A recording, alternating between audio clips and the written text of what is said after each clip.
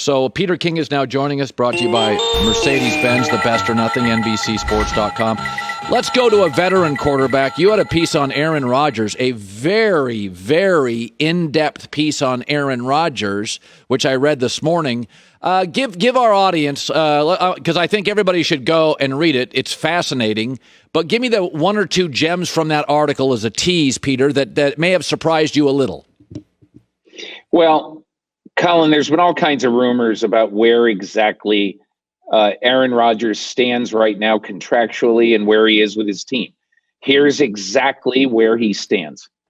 After this season, if he doesn't want to play for the Packers anymore, he can request a trade, but he cannot request, I have to go to place X.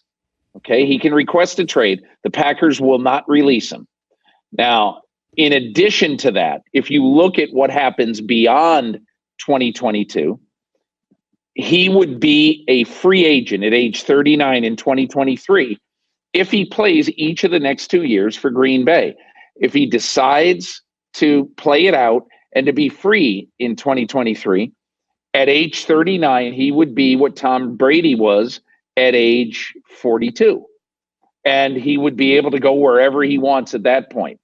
There's also the thought that it's possible, not probable, but possible, that he could like the Packers and want to finish his career in Green Bay and sign a gigantic contract at the end of this year if he plays well.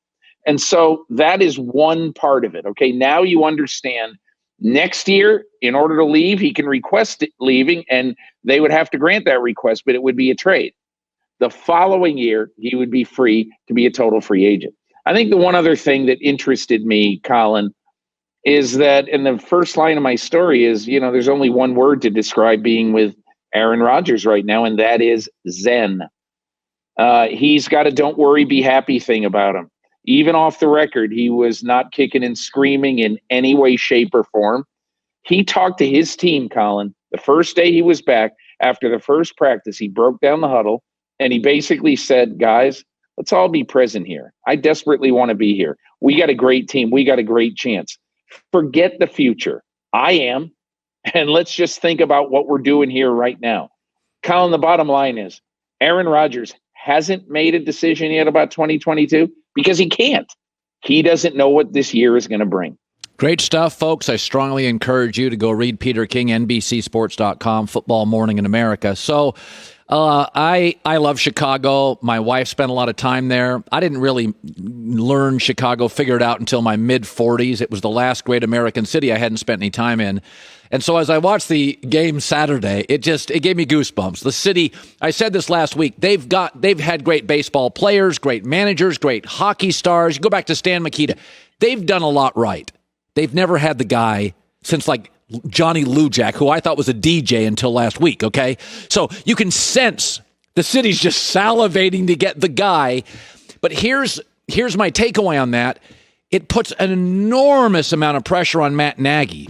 The media wants Justin Fields. The fans want him. The owner can see the merch he sells. I just feel that we're just asking this. There's just so much of an ask by this staff. And I don't know if that's going to turn out right. Like, I watched it and I thought, man, he's a kid. How do you think this thing plays out, at least early in the year? I spent 35 minutes with Matt Nagy early Saturday morning at the team hotel talking about how they're going to handle the quarterback. And he probably spent about half of that time talking about the way Andy Reid handled the quarterback in 2017 with Patrick Mahomes. And, he was in all those meetings. He saw the benefit that Patrick Mahomes got working with a trusted veteran who's been there, done that in the NFL. Just as Patrick Mahomes had Alex Smith, Justin Fields has Andy Dalton. And for those who say, oh, my God, please, no Andy Dalton. So why? Why? Do you want to feed a guy to the wolves before he's ready? Now, he may be ready. But Colin, I wrote about it this morning in my column, all right? Think of the following guys who all played a maximum of one game in their first years in the NFL. Tom Brady threw 3 passes.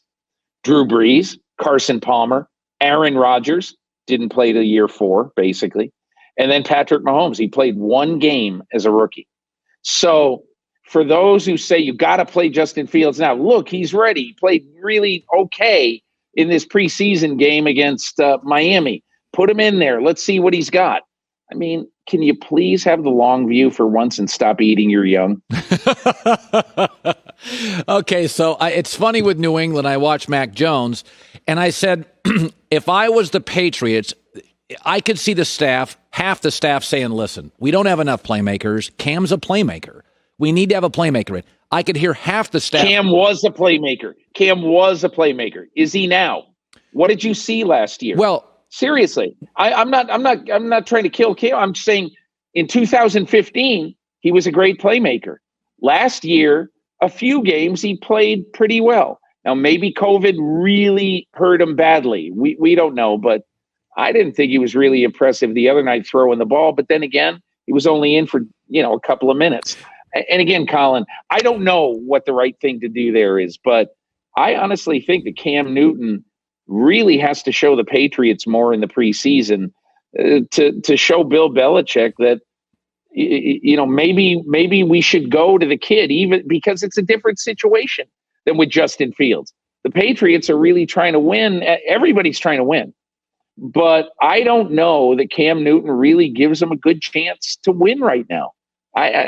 So that's why I think they might be in a different situation, thinking that maybe we got to play Mac Jones early. You know what I said earlier? They remind me of Miami last year.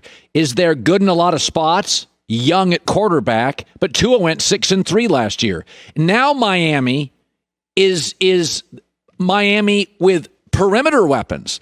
Like New England looks like to me, they're Miami last year. They're going to win 10 games, but they're not going to rely on their quarterback. And I would argue that New England, you could make an argument, Peter, that New England coaches are saying, listen, here's what Mac is. Efficient and accurate, no turnovers.